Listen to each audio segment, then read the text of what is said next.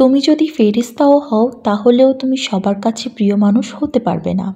সুতরাং তুমি যেহেতু ফেরেশতা নও, সেজন্য এটা তোমার কাছে অবাস্তব এবং অসম্ভব। এটা কখনোই বাস্তবায়ন হবে না এবং তুমি শত চেষ্টা করলেও এটা করতে পারবে না। এক্ষেত্রে তুমি যতই চেষ্টা করবে তুমি ব্যর্থ হবে, তোমার মন খারাপ লাগবে, তুমি কষ্ট পাবে।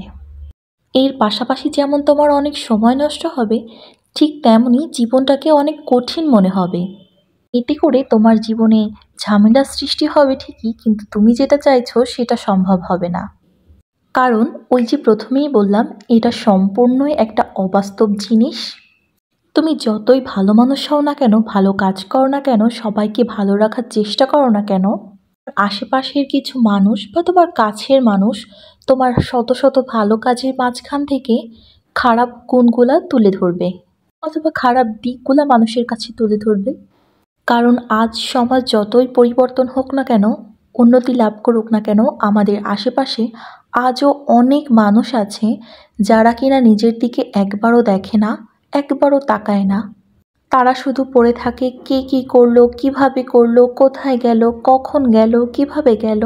কারণ প্রতিটা কাজেরই ভালো খারাপ অনেকগুলো দিক থাকে।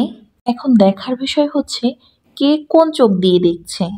যদি কারো দেখার দৃষ্টি খারাপ থাকে তাহলে ভালো কাজটাকেও খারাপ মনে হয়। আমার এই সমাজে খারাপ কাজটাকে ভালো চোখে দেখার কেউ না থাকলেও ভালো কাজটাকে খারাপ চোখে দেখার মতো শত শত মানুষ রয়েছে। আর তুমি যদি চাও এদেরকে তুমি এড়িয়ে চলবে, এদের থেকে তুমি দূরে থাকবে, সেটাও কিন্তু তোমার পক্ষে সম্ভব হবে না।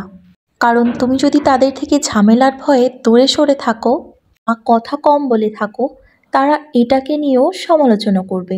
কারণ আমাদের আশেপাশে কিছু মানুষের কাজই সমালোচনা করা।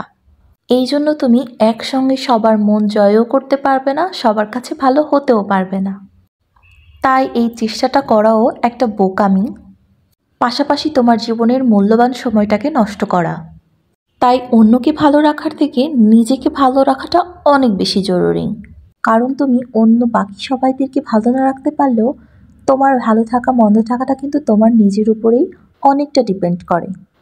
এই জন্য সবাইকে ভালো রাখার চেষ্টা না করে নিজেকে ভালো রাখার চেষ্টা করাই উত্তম।